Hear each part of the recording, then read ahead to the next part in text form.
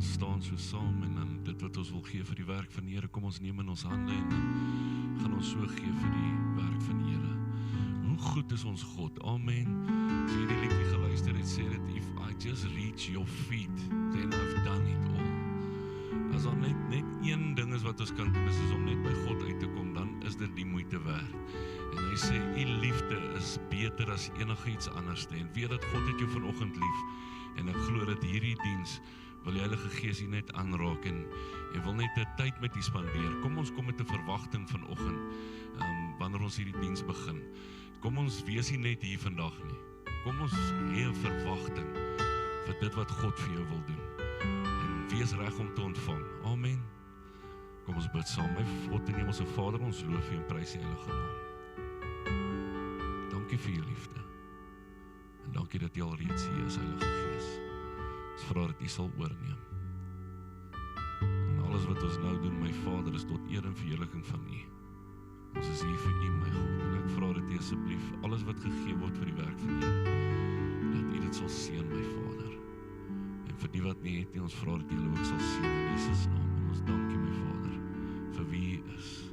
U is groot, U is goed. En ons dankie, my Vader, in Jesus naam. Amen.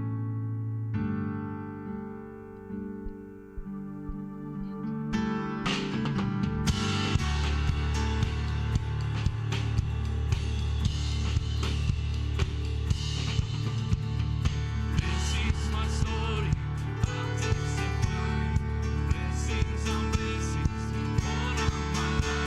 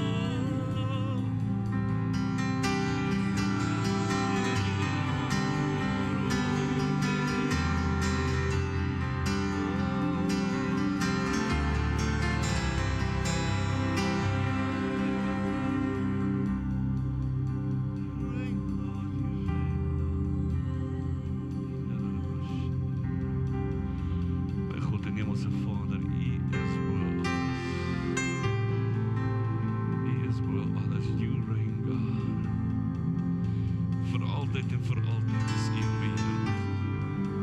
Ons loof U heilige naam. En dankie vir wie U is in ons lewens. Rishokos en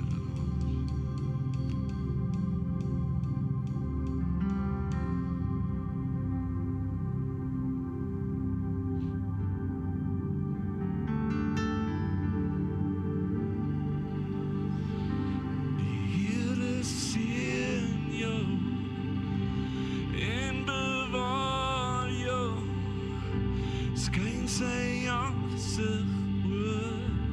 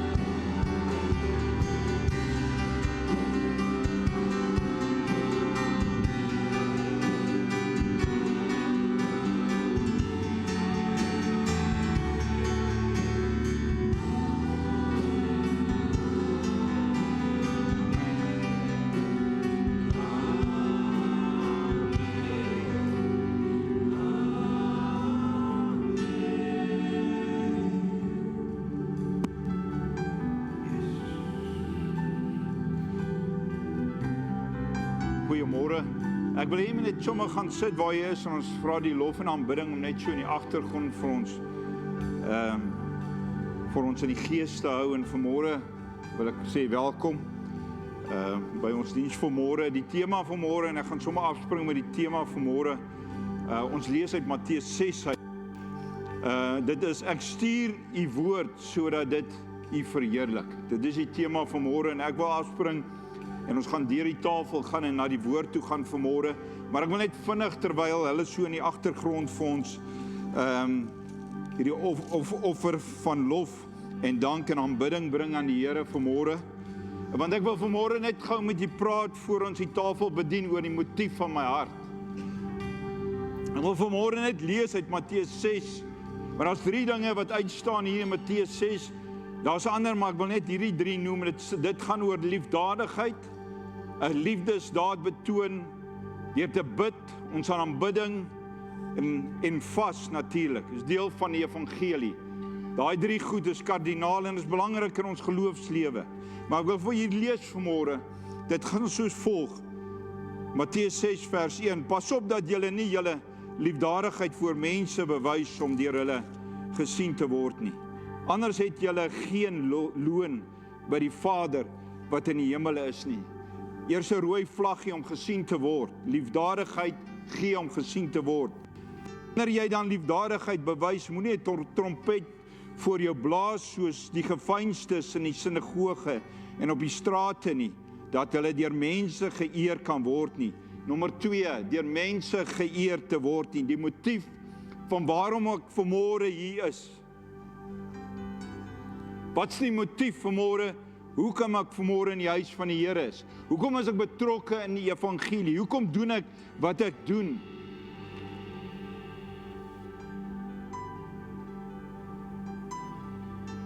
Dat hulle deur mense geëer word nie. Voorwaar ek sê vir julle, hulle het hulle loon weg. Maar jy as jy liefdadigheid bewys, laat jou linkerhand nie weet wat jou regterhand doen nie. Matteus 6 vers 3. Sodat jou liefdadigheid in die verborgenheid kan wees en jou Vader wat in die verborgenheid sien, hy sal jou in die openbaar vergelde. Dan die volgende punt. Ons het gepraat oor die motief van my hart wanneer dit kom oor liefdadigheid, gebed. Dit is die volgende een. Wanneer jy bid, moet jy nie wees soos die geveinstes, want hulle hou daarvan om in die sinagoges en op die hoeke van die strate te bid, om deur mense gesien te word. Hier kom hierdie onderwerp weer op, om deur mense gesien te word. Is nie vanmôre hier om deur iemand gesien te word, of om deur God raak gesien te word. Verder sê hy hierso, om deur mense gesien te word, voorwaar ek sê vir julle, dat julle loon weg het. Maar jy, wanneer jy bid, dan gaan hy voortgaan in jou binnekamer. En dan nommer 3 hierso, maar jy, vers 16 van Matteus 6. En wanneer julle vas, moenie lang gesigte trek voor die geveinstes nie, want hulle mismaak hulle gesigte, sodat dit deur die mense gesien kan word, dat hulle vas. Voorwaar ek sê vir julle, hulle het hulle loon weg. Maar jy, as jy vas, salf jou hoof en was jou gesig, sodat jy nie die mense laat sien dat jy vas nie. Wanneer is ons somtyds wanneer ons vas, is ons nogal, dit is nogal 'n expression op ons gesigte wanneer ons vas. Ons kan nogal grumpy wees wanneer ons vas.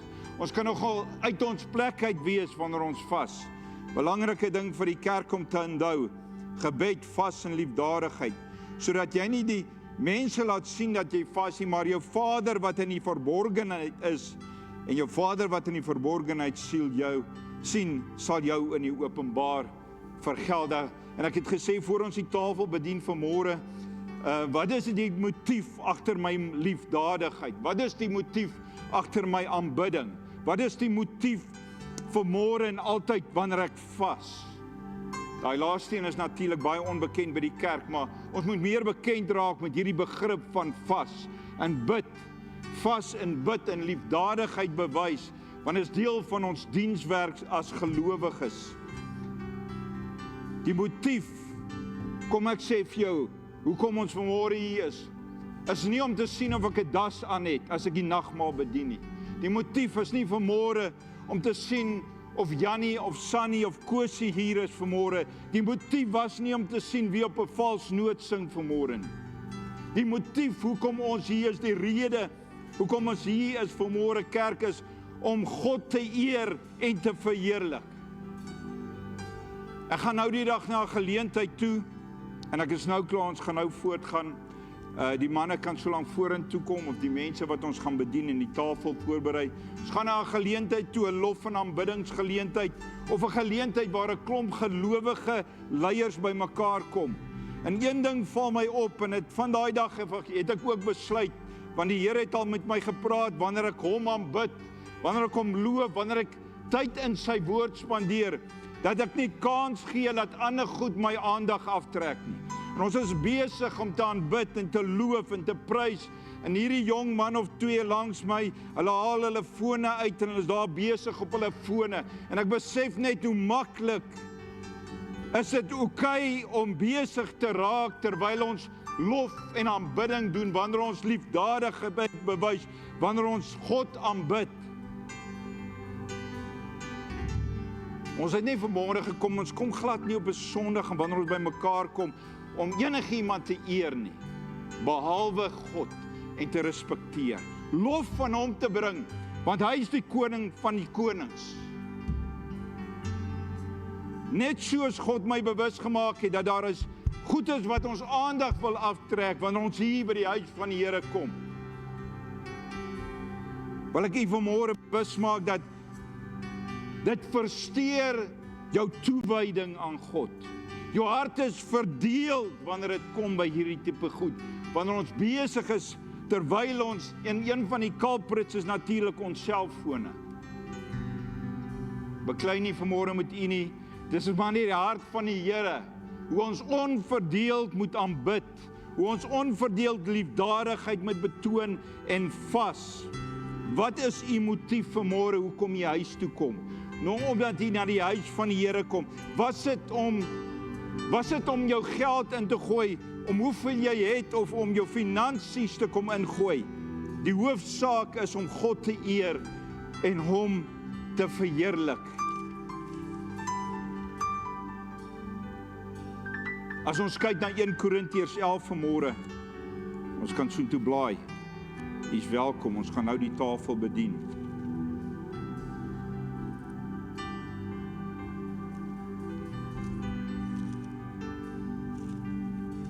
In Korintiërs 11.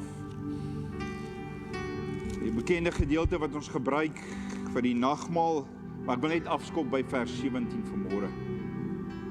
Net soos die geleiers, want Matteus 6 waarna Jesus verwys waar harte nie waar hulle verdeeld was in hulle toewyding tot God, in Matteus 6, daai eerste gedeelte wat ons gelees het, sien ons hier die kerk in Korinthe, 1 Korintiërs 11.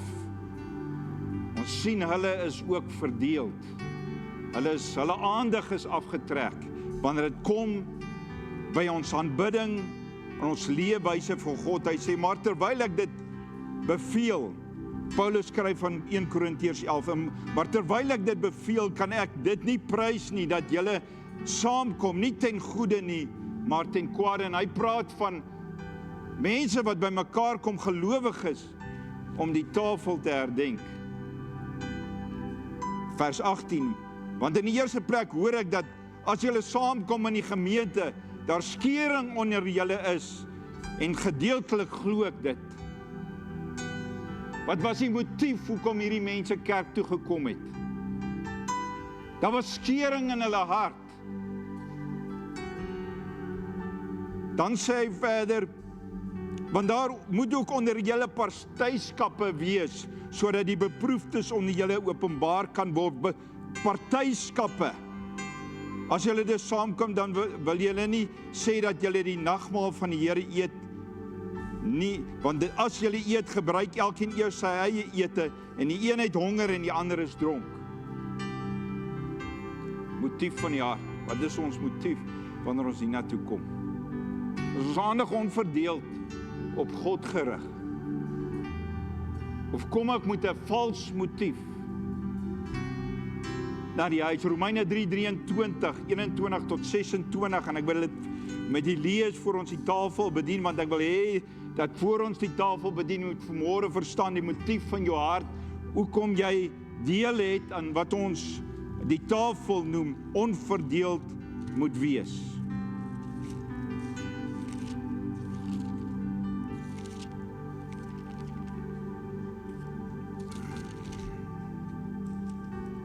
Romeine 3 vers 21, maar nou is die geregtigheid van God geopenbaar sonder die wet, terwyl die wet en die profete daarvan getuig, vers 22, die geregtigheid naamlik van God, deur die geloof in Jesus Christus vir almal en oor almal wat glo, want daar is geen onderskeid nie, want almal het gesondig en dit ontbreek hulle aan die heerlikheid van God. Onthou dit in jou agterkop, almal het gesondig en dit ontbreek hulle aan die heerlikheid van God. En hulle word deur sy genade sonder verdienste geregverdig deur die verlossing wat in Christus Jesus is. Luister na dit, 25.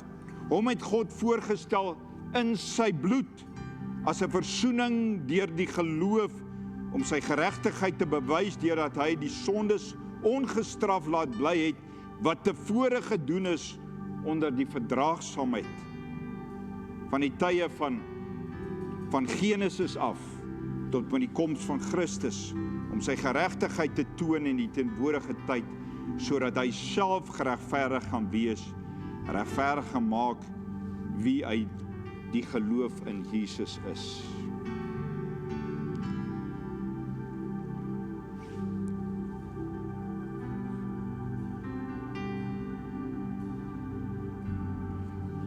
Hy sê dat vanmôre Romeine 3:23, almal het gesondig en dit ontbreek hulle aan die heerlikheid van God.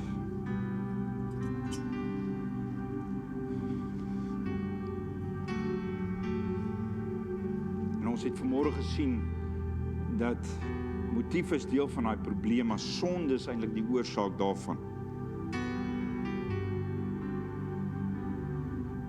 En die vyand wil hê, jy moet glo dat jy nog steeds aan sy heerlikheid ontbreek. As jy glo die Heilige Gees is in jou, jy wedergebore is, dan ontbreek sy heiligheid nie, sy heerlikheid nie in my lewe nie. Dis nie 'n plek tot waar ons nog moet kom nie, wanneer Christus in jou woon, ontbreek sy heerlikheid nie. En vanmôre gaan ons deel van die tafel gebruik, want die bloed reinig ons, sodat ons nie meer gebrek het aan die heerlikheid van God nie. Glo u dit vanmôre? Verstaan u vanmôre dat God het sy heerlikheid in jou lewe herstel? Die bloed se werk was om die heerlikheid te herstel in ons lewe. En toe ons wedergebore geword het en Christus aangeneem het, het hy gekom en dit wat gebroken was te herstel. Glo u dit vanmôre? God wil nie hê jy moet die gebroke prentjie sien wat Jesus vir u aan die kruis gedoen het nie. Dis hoekom ons dit hierso celebrate vanmôre. In die nag waarin Jesus verraai is, ons kan gaan na 1 Korintiërs 11, het Jesus brood geneem en dit gebreek. En kom sluit ons oë. Vader, dankie vanmôre vir die brood van die lewe. Vir die bloed van Jesus, wat verteenwoordigend is van die prys wat ons vanmôre herdenk. Jy sê so dikwels as ons by mekaar kom, herdenk ons u dood en ons sê dankie Here vanmôre dat ons kan herdenk dat u ons heerlikheid herstel het deur hierdie prys van ons deel het vanmôre, die bloed in die liggaam vanmôre in die naam van Jesus Christus, ons Here. Here, ons wil vanmôre sê vergewe ons as ons met die verkeerde motief gekom het. Vergewe ons. Here, wanneer ons deel het aan die tafel, sal ons bewus word dat daai gebrokenheid herstel is. En ons gedagtes vernuwe vanmôre in Jesus naam. Amen. Dankie Boeta, sê ek kan vir ons bedien. Die nag waarin hy verraai is, het hy brood geneem, het gebreek en het gedank. Ons wag vanmôre vir mekaar.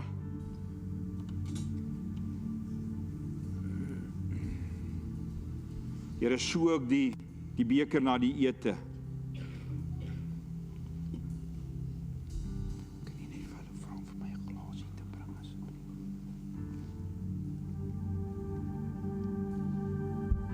Hierdie beker is die Nuwe Testament in sy bloed.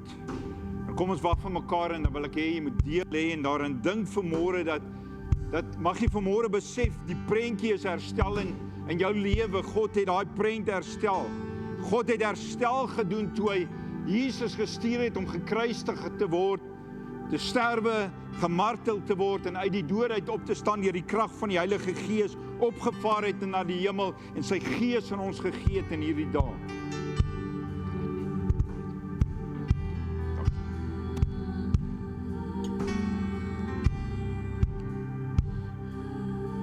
Ons het geen tekort.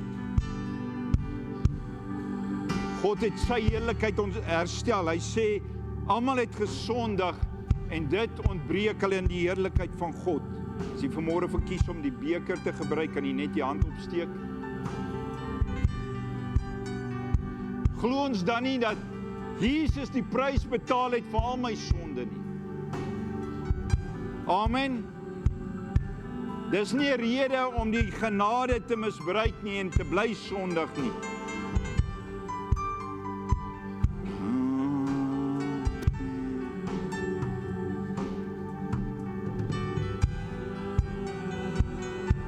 Ons wag net vir mekaar.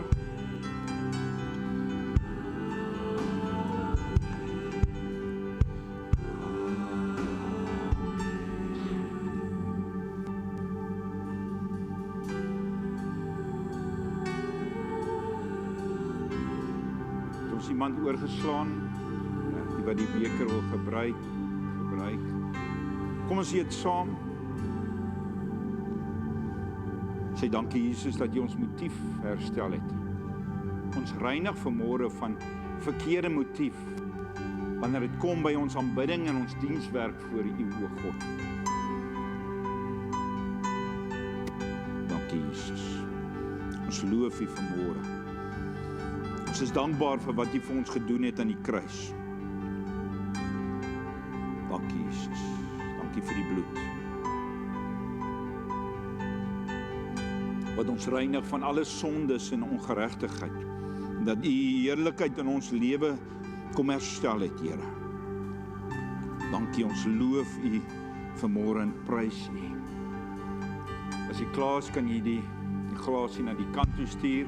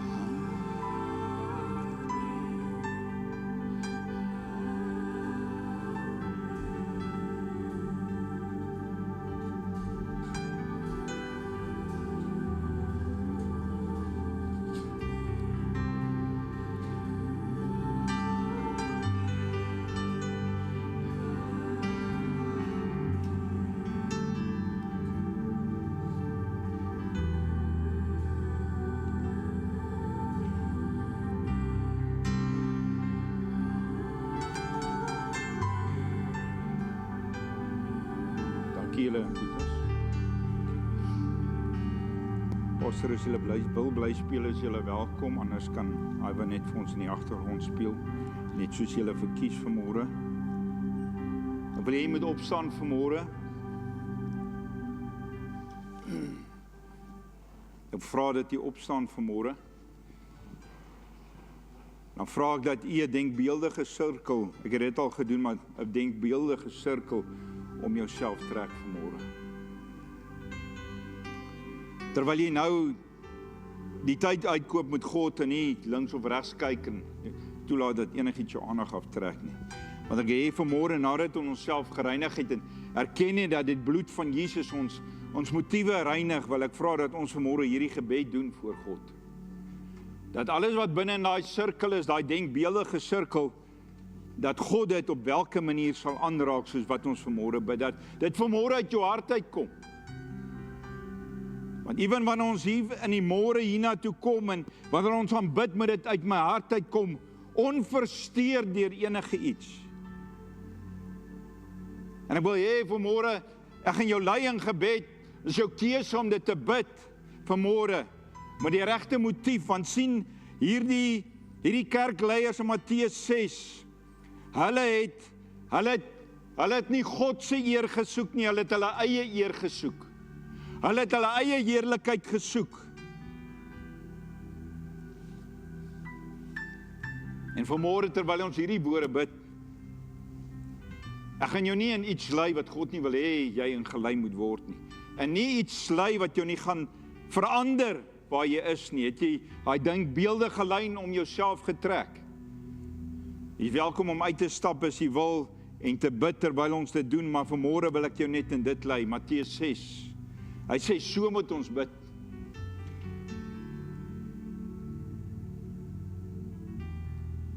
Kom ons bid saam. Terwyl jy aanspreeklik is vir alles wat binne in daai sirkel is vanmôre. Sê Here, sê Vader, wat in die hemel is, laat U naam geheilig word in my lewe. Laat U koninkryk kom. Here, laat U wil geskied, soos in die hemel, net so ook op die aarde. Gee my vandag my daaglikse brood, en vergeef my skulde, soos ek die vergewe wat teen my skuldig staan.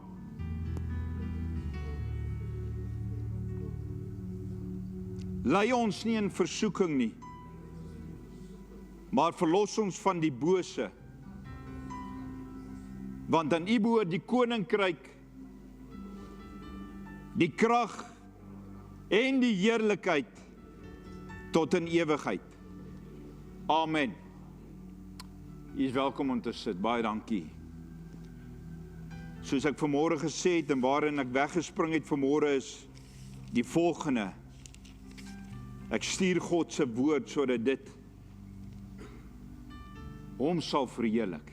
Ek stuur U woord sodat dit U verheerlik. Want dis die vermoë van die woord wat my lewe verander.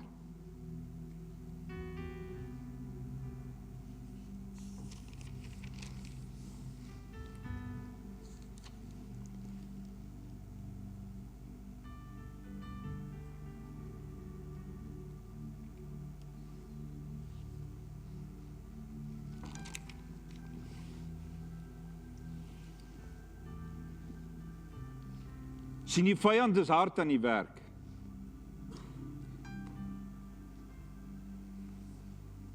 Om jou geloof omver te werp.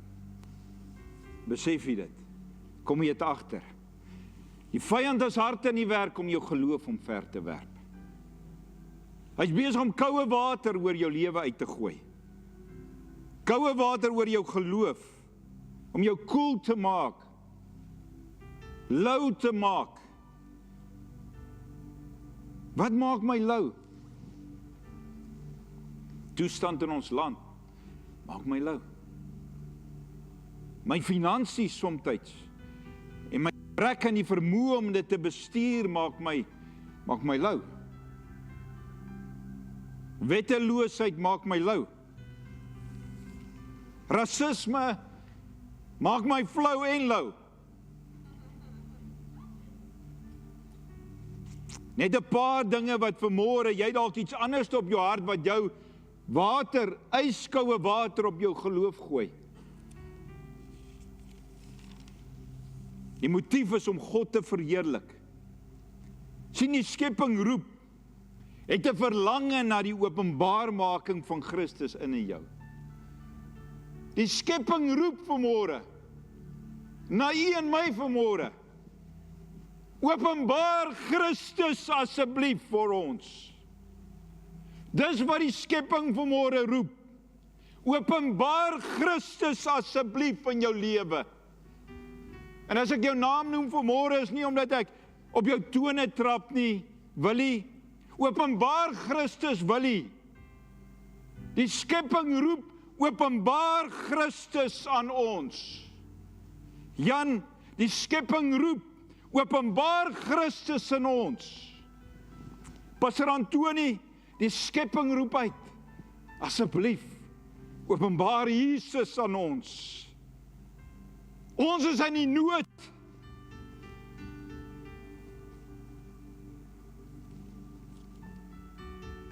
Ek roep uit na transformasie in my innerlike mens, revival, herlewing. Ek het die begeerte dat die Heilige Gees my in alles moet lei. Die skepping roep uit. Die tye en seisoene plaas druk op ons om nie meer koel te wees nie, maar om vurig te wees vir Jesus. En die Here daar's nie verskonings vanmôre nie. Die Here ken jou ouderdom, jonk of oud. Hy ken jou uitdagings.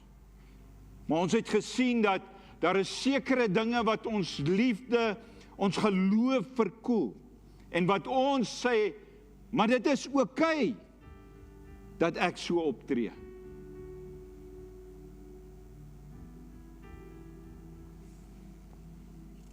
We cannot listen to the voice of an inferior spirit when God has called you to something. The voice, as ons luister vanmôre na tradisie, na kultuur, as ons na daai stem luister vanmôre, 'n ondergeskikte stem, dan is ons besig om koel te raak, lou te raak, flou te raak vir Jesus. We are not called in this time in South Africa to listen to the inferior spirits. Although they will speak, they will cry out, theft, death and destruction. We cannot listen to that anymore. We have to listen to the Spirit, the voice of the Spirit of love in Christ Jesus. Is nie te sê dat daai stemme van doodslag, diefstal en verwoesting nie gaan echo nie. Johannes 10:10 sê dat ons moet luister na die Gees van die lewe, na die stem van die Gees van die lewe.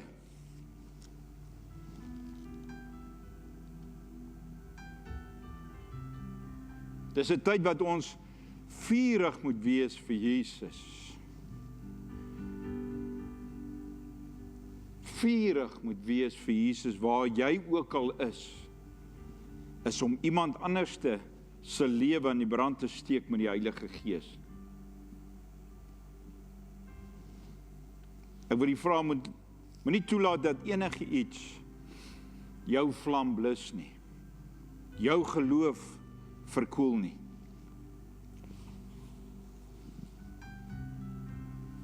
Kom ons blaai na Matteus 4 toe.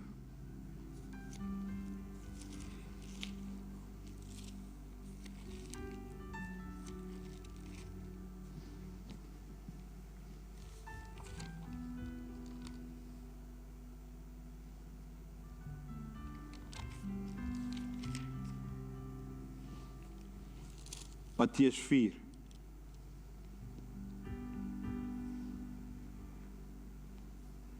Die versoeking van Jesus.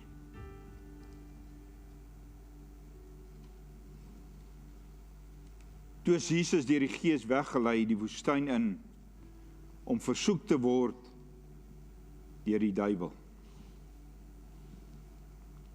Nadat hy 40 dae en 40 nagte gevas het, het hy naderhand honger geword. En die versoeker het na hom gekom en gesê, as jy die seun van God is, sê dat hierdie klippe brode word. Vers 4. Maar hy antwoord en sê, daar is geskrywe, die mens sal nie van brood alleen lewe nie, maar van elke woord wat deur die mond van God uitgaan. Vers 5 sê, toe neem die duiwel hom saam na die heilige stad en laat hom op die dak van 'n tempel staan, op die tempel. En hy sê vir hom, weer hierdie woorde, as u die seun van God is, werp u self af. Want daar is geskrywe, hy sal sy engele bevel gee aangaande u. En hulle sal u op die hande dra, sodat u nie miskien die voet teen die klip stamp nie. En Jesus sê vir hom, daar is ook geskrywe, jy mag die Here jou God nie versoek nie. Weer neem die duiwel hom saam na 'n baie hoë berg en wys hom al die koninkryke van die wêreld en hulle heerlikheid. En sê vir hom, al hierdie dinge sal ek aan u gee as u neerval en my aanbid. Toe sê Jesus vir hom, gaan weg, Satan, want daar is geskrywe, die Here jou God moet jy aanbid en hom alleen dien. Daarom het die duiwel hom laat staan en daar het engele gekom en hom gedien. Nou wanneer ons na hierdie gedeelte kyk, julle, wat lees ons vanmôre hier? Dat ons versoek sal word. Want dieselfde gees wat in Christus is ook in elkeen wat in hom glo, wat hom aangeneem het, wat kind van God is. Hier lei hy Jesus in die woestyn in. Dink 'n bietjie. Dit maak nie sin nie. Hoekom sal hy hom nou soontoe stuur? Hoekom sal hy hom lei terwyl hy nog in vas is? En afsondering is na 'n onherbergsame plek, 'n droë, uitgedorde plek. Dan dink ons nie dat ons verskoon gaan word, dat die Heilige Gees met tye jou in die wildernis sal vat. My in 'n wildernis sal vat. En ons dalk in daai wildernis versoeking sal beleef. Sien, die versoeker kom na hom in vers 3. En hy maak aan hom die stelling, as u die seun van God is, sê dat hierdie klippe brode word. U het 'n versoeker, ons het 'n versoeker. Amen. En ons word in die versoeking gestel. As hy die seun van God is, wat probeer hy doen met Jesus? Wat probeer hy aantas van die karakter van Jesus? En ons moet ook oplet, daar's 3 van hierdie gevalle waar Jesus versoek word. Dit is die vyand se modus operandi. Neem kennis, dis die vyand se modus operandi. Dis sulke maniere wat hy sal kom in u versoek. Hy sê, wat probeer hy aantas? Wat probeer hy met Jesus maak as u die seun van God is? Hy probeer Jesus se identiteit aantas as seun van God. Hy probeer twyfel by Jesus skep oor wie hy is.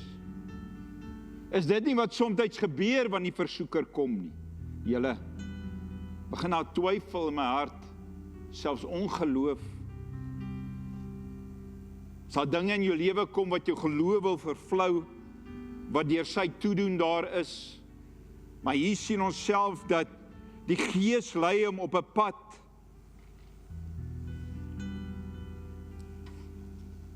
Dan twyfel ons wie ons is in Christus. Jesus bevestig dat sy bestaansreg nie afhang van liggaamlike behoeftes nie. Die vyand probeer twyfel, verwarring en ongeloof skep by Jesus ten opsigte van sy identiteit. Jesus erken wel dat ons het beide nodig. Julle, ons het beide nodig. As mens, Jesus erken, hy sê die mens het brood nodig, fisiese brood, kos. Party moet nou amen sê. Party meer as ander. Party se konstitusie is groter as ander. Maar dan sê hy ook, ons het geestelike brood nodig. Wat sê Jesus vanmôre vir my en jou? Dat ons beide nodig het. Maar wanneer versoeking kom, luister, wanneer versoeking kom, het die geestelike brood meer voedingswaarde as die fisiese brood. Wanneer daar versoeking kom, het God se woord meer waarde as die brood of die Kentucky wat jy gaan koop het om te eet, wat jou maagie vol gemaak het. Elke woord wat deur die mond van God uitgaan, sê hy, dit impliseer, God se stem moet hoorbaar wees in jou lewe. God se stem moet hoorbaar wees in jou lewe. Anders gaan ons altyd afhanklik wees van iemand anders se devotion. Iemand anders is 'n mooi prentjie. Iemand anders is 'n skrif wat hy stuur in die môre. God se stem moet hoorbaar wees. Jy moet begin wees. Jy moet so devoted lewe dat jy dan nou die instrument is wat ander mense aanmoedig tot hulle geloof.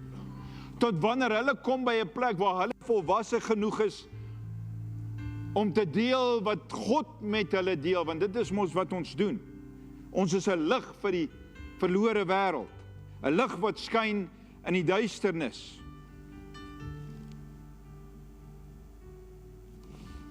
Iemand was eendag baie kwaad vir my omdat ons stuur 'n daily devotion uit waar ons werk en hy kom en hy ontmoet my daar in, ek dink is in Ruiten, en hy was baie ontsteld omdat, hoekom het julle in die laaste paar dae nie die daily devotion, die woord van God uitgestuur nie? En ek besef net een ding, dat die Boetas afhanklik daarvan. Niks meer fout as jy dit nodig het nie, maar ons kan nie die res van ons lewe afhanklik wees van iemand anders se devotion tot die Here nie. Want daai persone het 'n devotion tot God. Hy wy hom toe in God en as gevolg van dit inspireer die Heilige Gees hom om hierdie goed met ons te deel of met die mens te deel.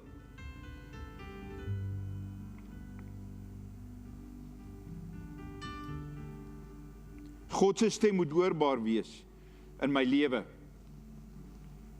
En wanneer ek die versoeker antwoord, ons kyk na vers 3 en 4 vanmôre, wanneer ek die versoeker of die versoeking antwoord op grond se woord, op God se woord, op God se woord, wanneer ek hierdie versoeking of versoeker antwoord op grond van God se woord, wat doen ek?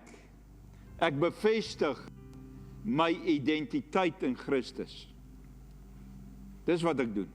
Ek bevestig aan die vyand my identiteit.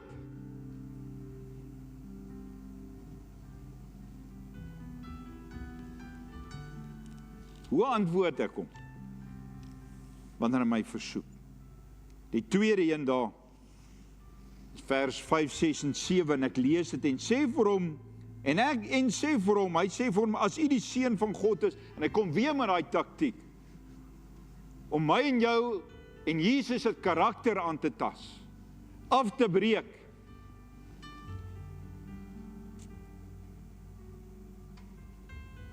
Maar ons sien in hierdie geval sy modus operandi het so 'n bietjie verander. Hy probeer wel weer twyfel, ongeloof en wantroue en verwarring skep in Jesus se lewe. Ten opsigte van wie hy is, net soos hy met ons maak. Hy probeer ons identiteit aantas. Maar hy kom met 'n ander aanslag. Let wel, nommer 2 hier, hy kom met 'n ander aanslag. Hy sê, want daar is geskrywe. Die mannetjie is ook nogal nie dom nie. Hy weet nogal wat hier geskrywe staan. Die vraag is vanmôre, weet ons wat hier geskrywe staan? Weet ons hoe om hom te antwoord? Want nou sien ons, hy's glad nie so onnosel nie. Nou sien ons dat hy insig in die woord het.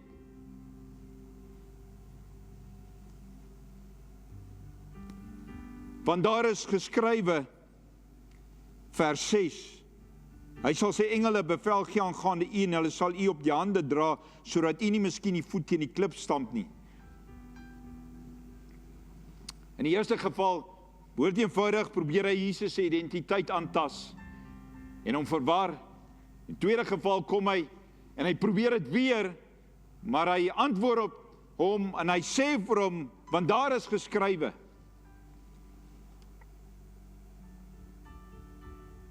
Die vyand gebruik God se woord om die aanval te loods teen my en jou.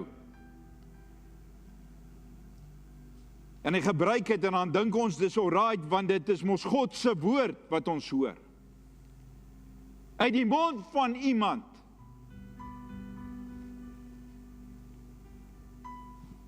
Jesus in vers 7 sê vir hom, daar is ook geskrywe, jy mag die Here jou God nie versoek nie. Om hom te neutraliseer en sy aanslag te neutraliseer, antwoord hy hom op grond van die woord. Maar ons sien dat Jesus gebruik sy mond, wat 'n kragtige wapen is vir die gelowige. Soms hou die vyand jou stil. Jy het nodig om hom te weerstaan, op grond van God se woord en sy identiteit in jou lewe. Hy gebruik die woord, Jesus gebruik die woord gerigsteen deur ware identiteit. Die vraag is vanmôre, weet u wie u is in Christus? Of kan die vyand soms kom met woer taal in jou dag, jou lewe, jou jaar, jou week, jou beplanning omverwerp en jou in die hoekie laat sit?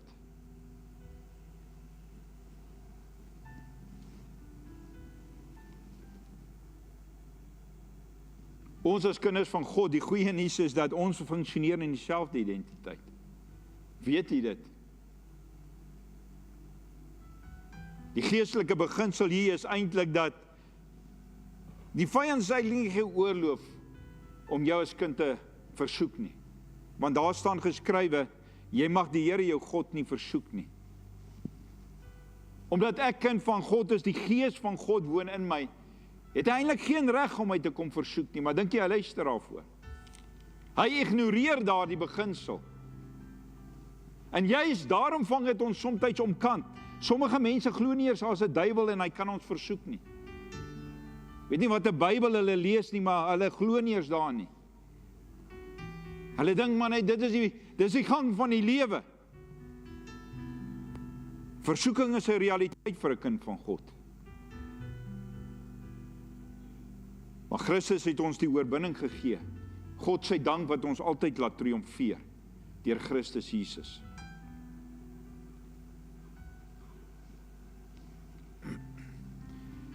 Jou woorde het krag wanneer dit gedryf word deur ware identiteit.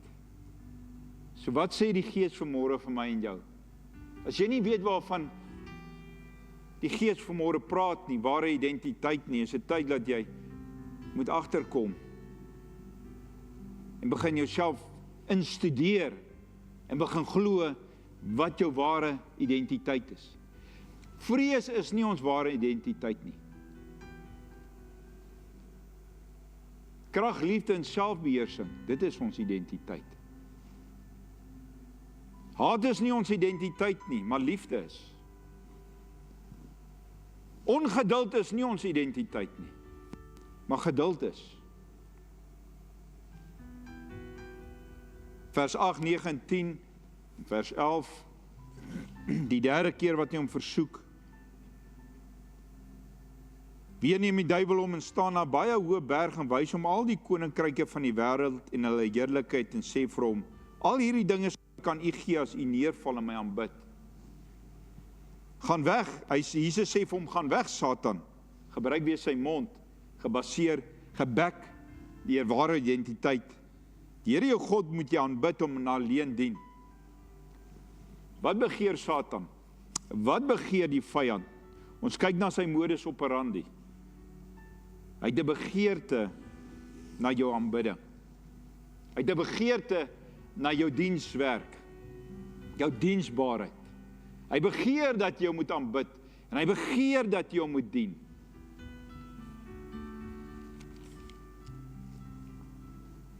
Jesus antwoord hom op die versoeking, die Here jou God moet jy aanbid en hom alleen dien. Weer gebruik Jesus die woord en sy onwankelbare identiteit om die versoeking af te weer. Ons sien die eerste poging van Satan in Genesis 3:13, waar hy vir Eva bedrieg. En dis wat hy hier probeer doen het, hy probeer om vir Jesus te bedrieg. Dis wat hy met ons doen. Hy probeer ons bedrieg. Hy probeer ons bedrieg.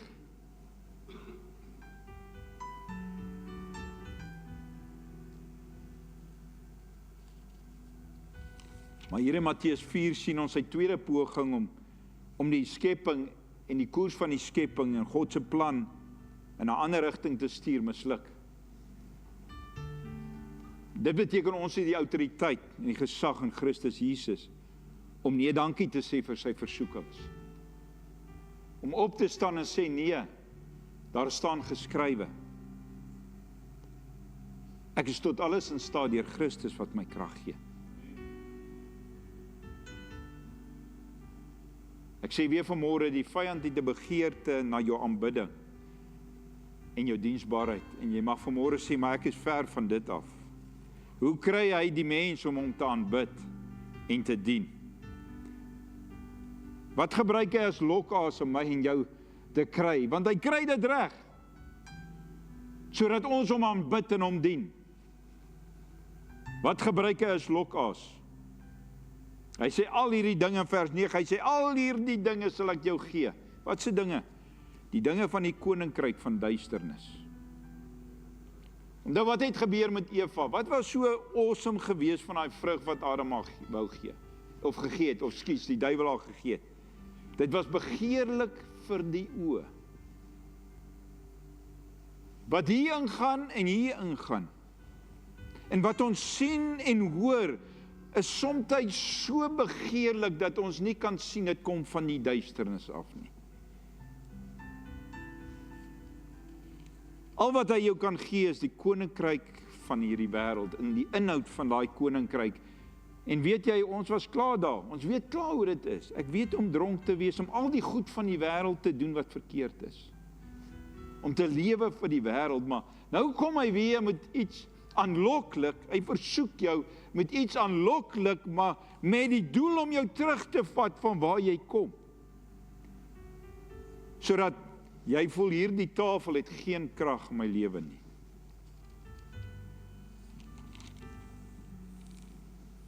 Want hy wil die heerlikheid hê, hy wil die eer van jou hoor, uit jou mond wil hy hoor.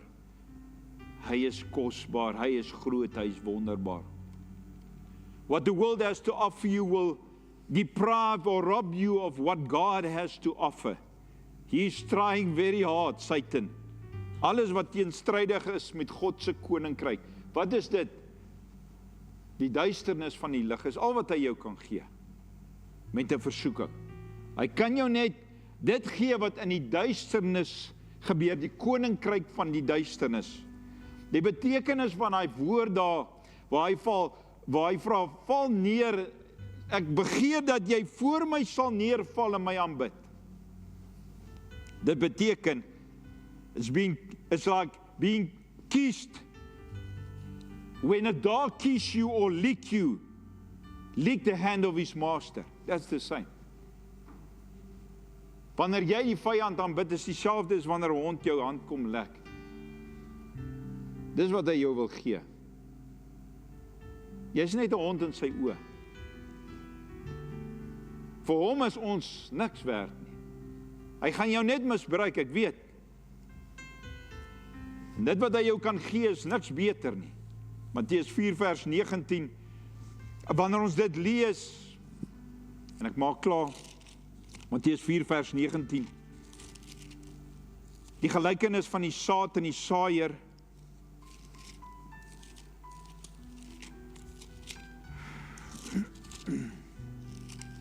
Vers 19 sê, wat gee hy jou? Die sorge van die lewe, die sorge van hierdie wêreld. Matteus 4 vers 19, die sorge van die wêreld, die verleiding van rykdom, dis wat hy van ons voorhou. Rykdom, maar, as 'n verleiding weggesteek daarin. Begeerlikheid in verband met ander dinge en al hierdie ander dinge, wat doen dit verstuk die waarheid in ons lewe. Dit steel die suurstof van die woord in ons lewe. Dis net 'n wêreldse koninkryk en 'n wêreldse heerlikheid. Luister wat ek sê, wanneer jy weet wie Christus is in jou, wanneer jy weet wie Christus is in jou, kan die vyand jou nie bedrieg nie. So het begin hier binne. Begin nie somewhere else wie wat gesê het nie. Begin hier binne. Die motief. God het vanmôre sy woord gestuur om transformasie te veroorsaak in ons lewe. En verandering te bewerkstellig in ons lewe. Amen. Amen. Kom ons bid saam. Vader, dankie vanmôre vir die woord, dat dit nie leeg nie, U sal terugkeer nie, maar doen wat U behaag. U woord is soos 'n tweesnydende swaard, dit is skerp, sny aan beide kante, dit dring deur tot gewrigte murg en is 'n beoordelaar van die oorlegginge van die hart. Here, dit bereik elke area van ons lewe wat dit vanmôre nodig het.